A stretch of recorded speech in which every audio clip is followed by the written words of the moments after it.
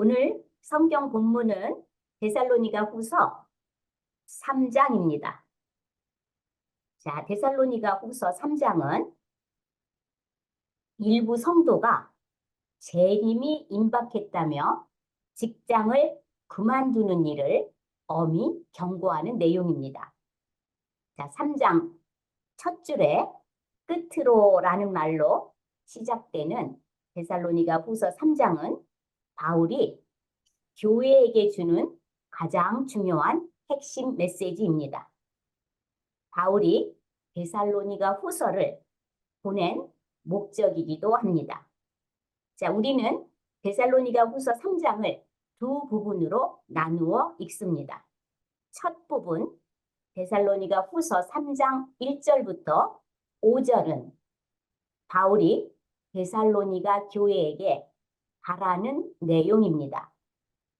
둘째 부분, 데살로니가 후서 3장 6절에서 마지막 절 18절은 재림이 임박했다며 직장을 그만두어 교회에 피해를 주지 말고 열심히 일해서 먹고 살라고 엄히 경고하는 내용입니다. 자, 그러면 먼저 3장 1절에서 5절의 내용은 바울이 데살로니가 교회에게 무엇을 바라고 있는지를 들려줍니다. 데살로니가 후서 3장 1절과 2절을 읽어주세요. 끝으로 형제들아 너희는 우리를 위하여 기도하기를 주의 말씀이 너희 가운데서와 같이 퍼져나가 영광스럽게 되고 또한 우리를 부당하고 악한 사람들에게서 건지시옵소서 하라. 믿음은 모든 사람의 것이 아니니라. 네. 자, 이 부분은 바울이 중보를 부탁하는 내용입니다. 3장 1절에 주의 말씀이 퍼질 수 있도록 기도해 달라고 부탁합니다. 바울 팀이 전한 복음이 데살로니가에서 전해진 것처럼 복음이 다른 곳에서도 전해져 영광스럽게 해달라고 부탁합니다. 자, 복음을 듣고 받아들여 회개하고 구원받은 백성이 되는 것이 그런 역사가 영광스러운 일입니다. 복음 전파는 성령의 역사입니다. 기도하고 말씀을 선포해야 영광스러운 성령의 역사가 벌어집니다. 성령의 역사로 강력하고 빠르게 말씀이 전파되고 사람들의 마음을 열리게 합니다. 자, 바울의 중보 부탁은 바울 개인의 신상 문제를 부탁하는 것이 아니고 말씀의 전파가 잘 되게 해달라고 부탁합니다. 바울 같은 영적 대사도가 미숙하고 미약한 성도들에게 기도를 부탁합니다. 기도의 능력은 기도하는 사람에게 있지 않습니다. 하나님께 있습니다. 그래서 영적 수준에 관계없이 기도를 요청해야 합니다. 데살로니가 후서 3장 2절에서는 바울이 또 중보를 부탁하는데 대적들의 손에서 건져주시기를 기도해달라고 부탁합니다. 복음을 전하지 못하도록 방해하는 세력에게서 건져줄 것을 부탁합니다.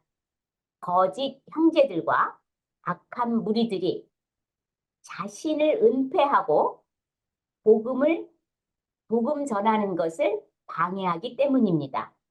바울은 동족인 유대교를 믿고 있는 정통 유대인들이 바울을 평생 따라다니며 괴롭혔습니다.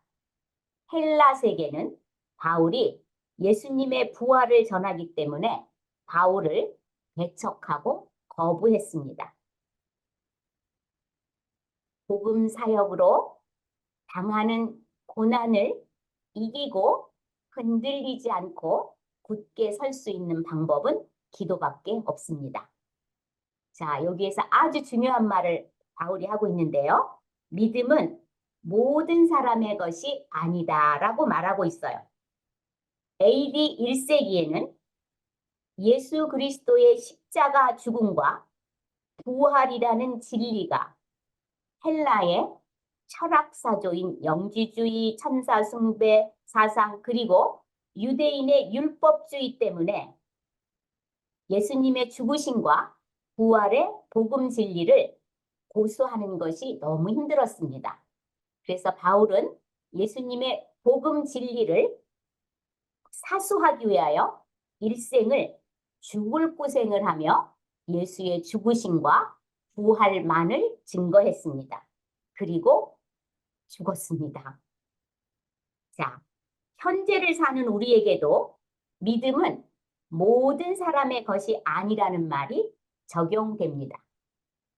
교회를 다니고 예수님을 믿고 있지만 마음속에 예수님보다 더 중요한 것이 있는 것입니다.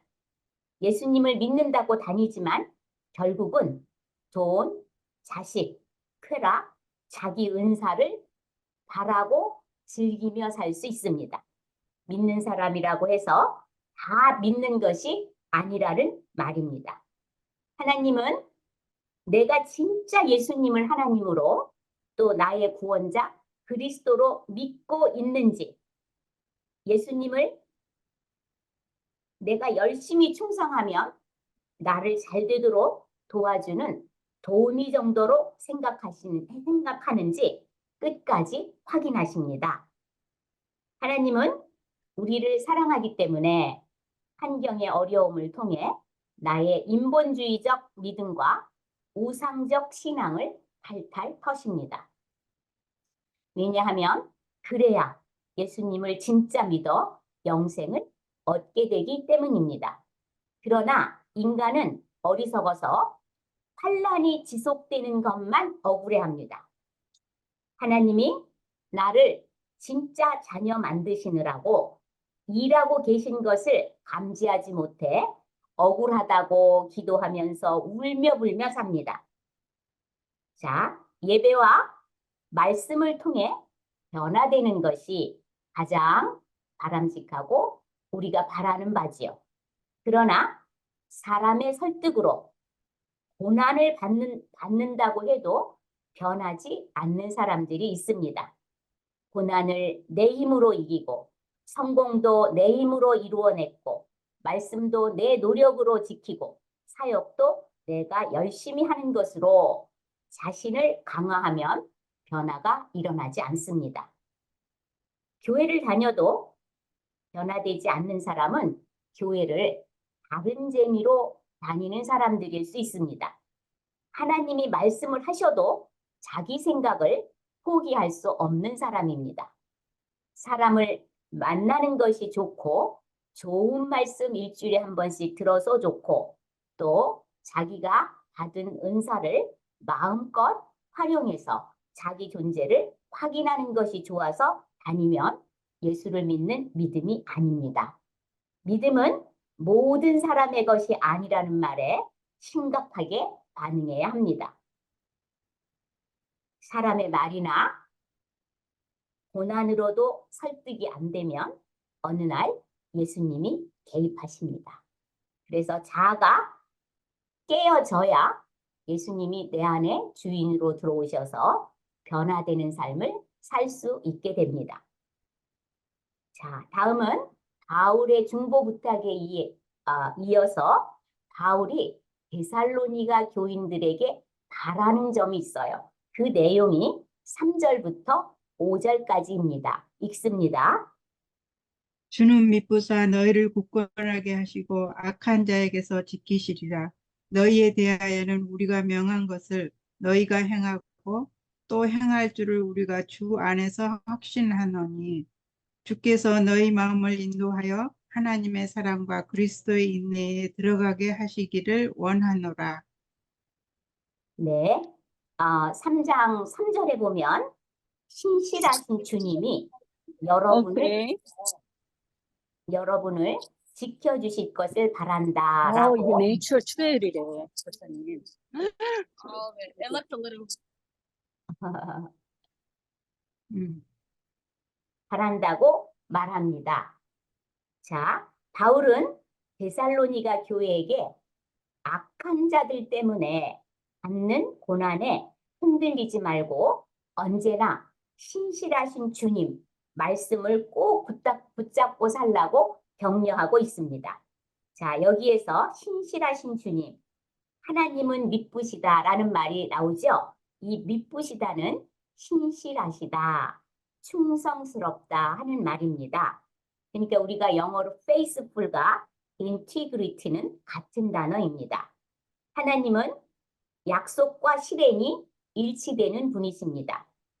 하나님이 언제나 변함이 없으신 분, 항상 약속을 지키시는 분, 늘 예측이 가능한 분임을 깨달으면 인생이 흔들리거나 쉽게 낙심하지 않습니다. 하나님께 내 모든 인생을 맡길 만한 신뢰할 수 있는 신실하신 분이라는 믿음이 생깁니다. 성경 말씀으로 하나님과 만나는 교제를 해야 하나님에 대한 신뢰가 생깁니다. 자, 4절 말씀이에요. 바울이 또 바라는 바는 우리가 영원한 것을 우리가 명령한 것을 앞으로도 잘 지키기를 바란다고 말합니다. 하나님이 우리에게 신실하신 것처럼 여러분도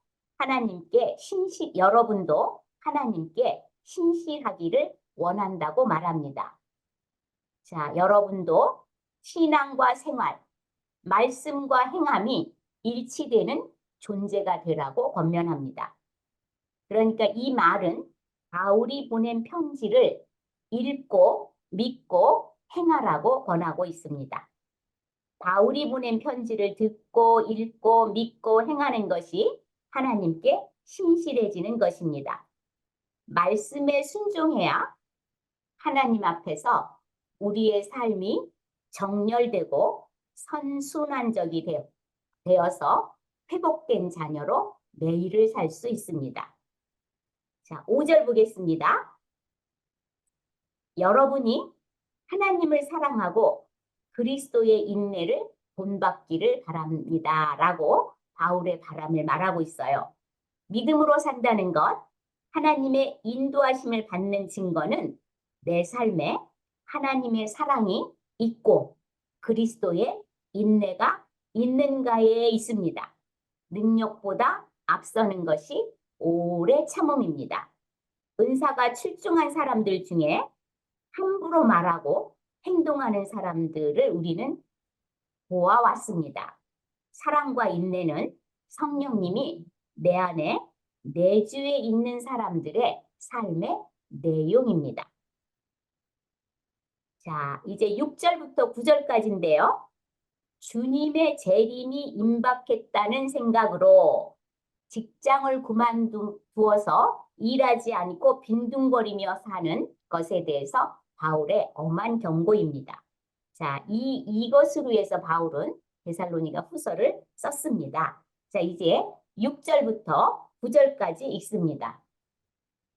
형제들아 우리 주 예수 그리스도의 이름으로 너희를 명하노니 게으르게 행하고 우리에게서 받은 전통대로 행하지 아니하는 모든 형제에게서 떠나라. 어떻게 우리를 본받아야 할지를 너희가 스스로 아나니 우리가 너희 가운데서 무질서하게 행하지 아니하며 누구에서든지 음식을 값없이 먹지 않고 오직 수고하고 애써 주야로 일함은 너희 아무에게도 폐를 끼치지 아니하려 함이니 우리에게 권리가 없는 것이 아니요 오직 스스로 너희에게 본을 보여 우리를 본받게 하려 함이니라. 네, 감사합니다. 자, 6절 보겠습니다. 게으른 사람과 우리가 전한 말씀에서 떠난 형제들에게서 떠나라. 이렇게 권면하고 있어요. 우리에게서 받은 말씀, 즉 사도들의 설교, 가르침, 바울의 편지, 그것에서 떠나 엉뚱한 짓을 하는 교인들에게서 떠나라. 그들의 삶은 재림을 기다리는데 말씀에 근거를 둔 것이 아니기 때문에 이런 말을 합니다. 말씀 떠난 사람과는 연합이 안 됩니다. 그래서 바울은 분리 명령을 내리고 있습니다. 그러면서 7절과 9절에 바울이 데살로니가 성도들에게 우리 선교팀을 본받기를 바란다고 말하고 있어요. 7절에 보면 우리는 무절제한 생활을 하지 않고 질서 있게 행했다. 그리고 8절에 보면 해를 끼치지 않으려고 주야로 일해 여러분에게 해를 끼치지 않았다. 이렇게 말하고 있고요. 9절에는 여러분에게 본을 보이려고 우리가 마땅히 주장할 수 있는 권리까지도 포기하기도 했다. 이렇게 말하고 있어요. 자, 바울이 말씀을 전하면서 사례비를 받지 않고 천막을 만들어 바울과 자기의 동료들의 의식주를 해결했다고 고백하고 있습니다. 바울이 사역을 할 때 말씀과 행동, 신앙과 생활에 일치라는 본을 보였다고 말합니다. 바울은 언제나 말씀이 기준이 되어 살아가는 인생을 살았습니다. 우리 인생의 모든 문제를 말씀으로 점검해야 합니다. 우리 인생의 모든 문제의 열쇠는 예수 그리스도께서 가지고 계십니다. 자, 그러면서 이제 바울이 일하라고 명령을 합니다. 자, 10절에서 15절까지 읽겠습니다. 우리가 너희와 함께 있을 때에도 너희에게 명하기를 누구든지 일하기 싫어하거든 먹지도 말게 하라 하였더니 우리가 들은즉 너희 가운데 게으르게 행하여 도무지 일하지 아니하고 일을 만들기만 하는 자들이 있다 하니 이런 자들에게 우리가 명하고 주 예수 그리스도 안에서 권하기를 조용히 일하여 자기 양식을 먹으라 하노라. 형제들아 너희는 선을 행하다가 낙심하지 말라. 누가 이 편지에 한 우리 말을 순종하지 아니하거든 그 사람을 지목하여 사귀지 말고 그로 하여금 부끄럽게 하라. 그러나 원수와 같이 생각하지 말고 형제같이 권면하라. 예, 10절에 보면은요. 바울이 이렇게 말해요. 내가 여러분의 교회에서 설교할 때 일하기 싫어하는 사람은 먹지도 말라고 설교한 것을 기억하지요. 이렇게 묻는 거예요. 자, 바울은 데살로니가전서 4장 11절에서 내 손으로 일하기를 힘쓰라고 설교했습니다.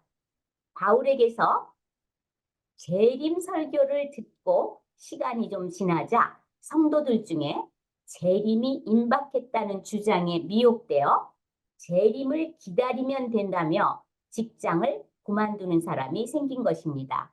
교회는 이렇게 무의도식하면서 일만 만드는 사람들을 돌보고 먹여 살려야 했습니다. 자, 노동이 축복인데 그들은 하나님의 축복을 거부하며 교회에 어려움을 주는 사람들로 변질되게 된 겁니다. 자, 축복으로 받은 것 때문에 하나님에게서 멀어지는 일이 너무 많습니다. 자, 누가복음 14장 18절에서 20절에 보면 저는 밭을 샀습니다. 저는 소를 샀습니다. 저는 장가를 갔습니다. 이렇게 핑계를 대면서 초대된 잔치에 갈 수 없다고 말합니다. 축복으로 주신 것이 우상이 되어서 삽니다. 자녀, 일, 돈, 건강 등 모두 축복으로 주셨는데 이것들이 우상이 되어 하나님이 주신 축복을 우상을 더 만들기 위해서 사용하고 힘쓰는 삶을 살 수 있습니다. 내게 주신 축복을 하나님 나라의 창고에 쌓지 않으면 축복이 우리를 망칠 수 있습니다. 자, 하나님 나라에 쌓는다는 것은 우리가 받은 축복을 더 많이 해서 쌓아놓는 것이 아니라 흘러 보내는 것입니다.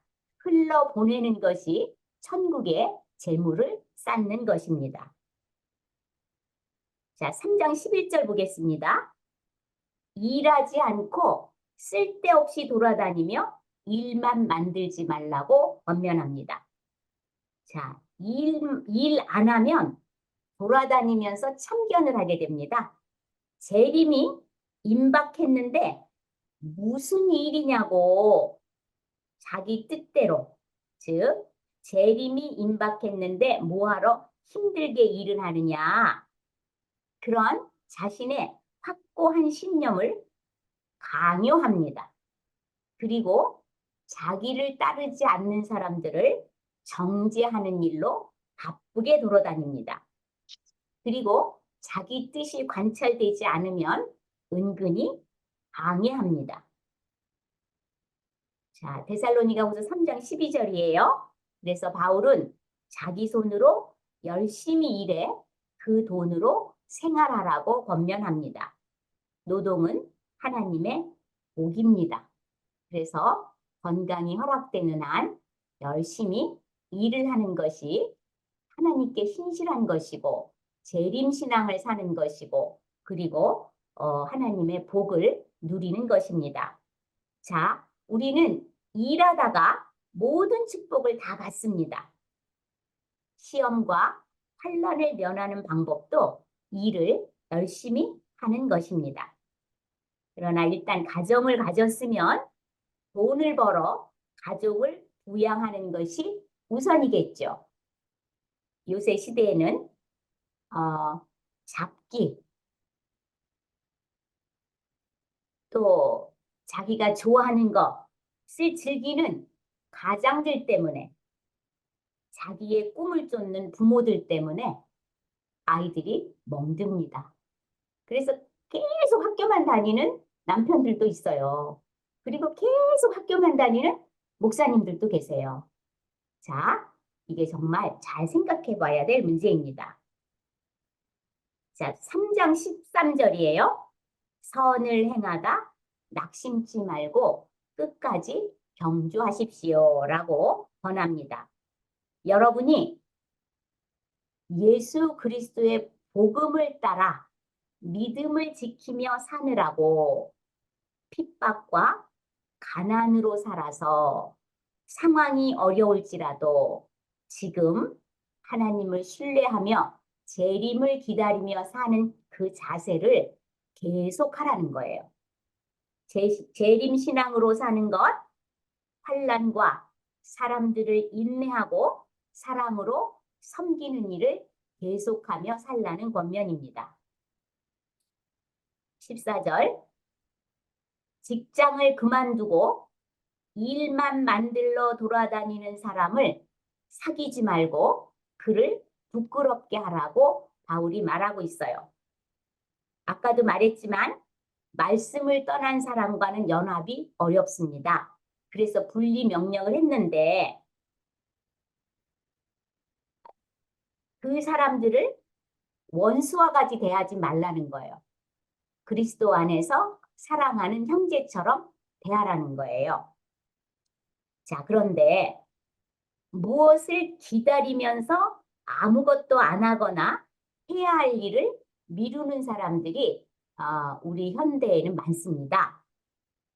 아이를 다 키워놓고 가게가 자리를 잡으면 신앙생활을 열심히 하겠다고 하지 않아야 합니다.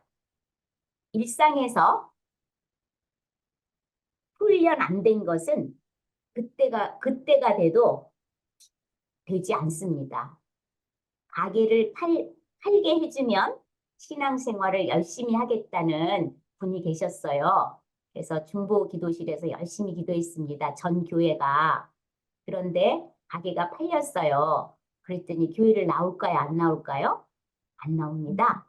그러니까 어려울 때도 신앙을 지키는 삶을 살아야 그것이 해결되었을 때도 신앙을 지키고 혹시 어려움이 더 조금 길어진다 하더라도 신앙을 지켜야 합니다. 자, 고난과 시험 중에도 평안할 때도 예배와 말씀과 동행하는 순종이 생명이기 때문에 하루도 빠짐없이 신앙을 지켜야 합니다. 자, 부끄럽게 하라는 것은 그 사람이 깨달을 수 있도록 교제를 좀 피하라는 말씀입니다.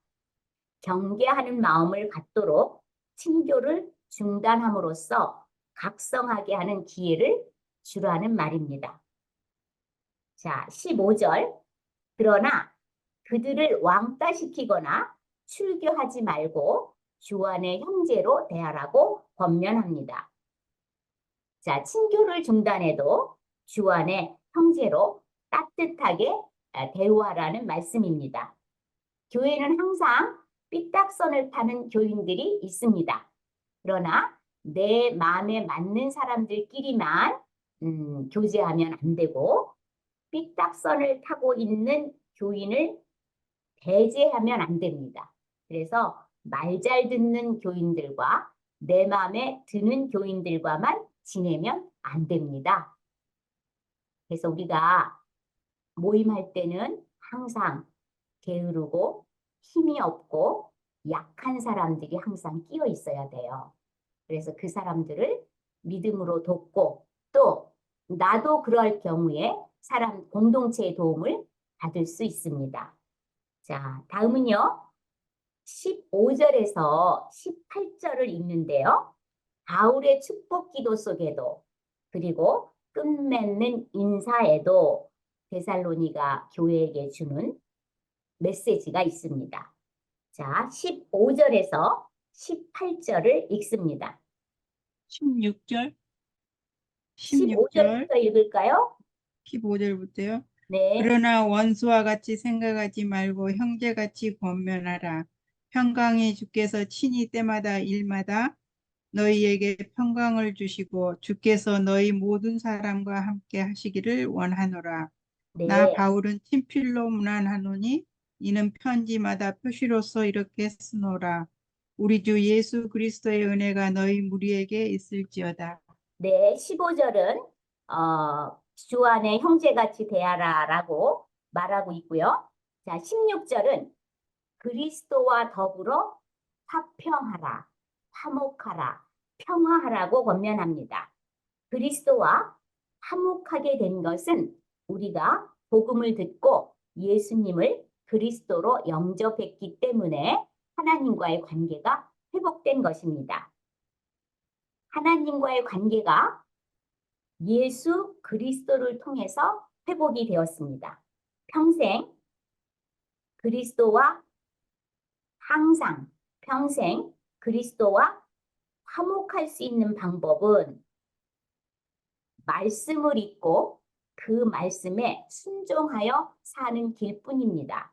그러니까 이 전통을 지키라. 이 전통은 AD 1세기 당시는 성경이 완성되지 않았기 때문에 사도들의 가르침과 바울의 편지를 의미합니다. 그러면서 17절에 친필로 내 편지임을 표시한 내가 보낸 편지를 읽으라 이렇게 권면하고 있어요. 바울의 명성을 이용한 가짜 편지들이 나돌기 때문에 바울은 이 편지는 내가 쓴 편지라고 친필로 표시해 놓았습니다. 이 사이에도 정경이 아닌 경우가 많아요. 그래서 성경을 고를 때도 정말 목사님의 도우심이 필요할 때가 있어요. 삭제된 부분도 있고 애드한 부분도 있고 해서 정경을 구해서 읽어야 합니다. 자, 데살로니가 교인들에게 그리고 지금 우리에게 성경을 읽으라는 명령입니다. 18절에는 주님의 은혜 안에 항상 있으라고 권면합니다. 우리 주 예수 그리스도의 은혜가 너희 무리에게 있을지어다 라고 해요. 자, 주님의 은혜 안에 있기를 바울은 축복합니다. 말씀과 동행하면 그리스도의 은혜 안에 있는 것입니다. 자, 오늘은 바울이 데살로니가 교회에게 바라는 것들과 재림이 임박했다는 거짓 정보에 일상을 포기하고 직장을 포기하고 게으르게 사는 사람들을 경계하라는, 그리고 일하라는 그런 데살로니가 후서 3장을 읽었습니다.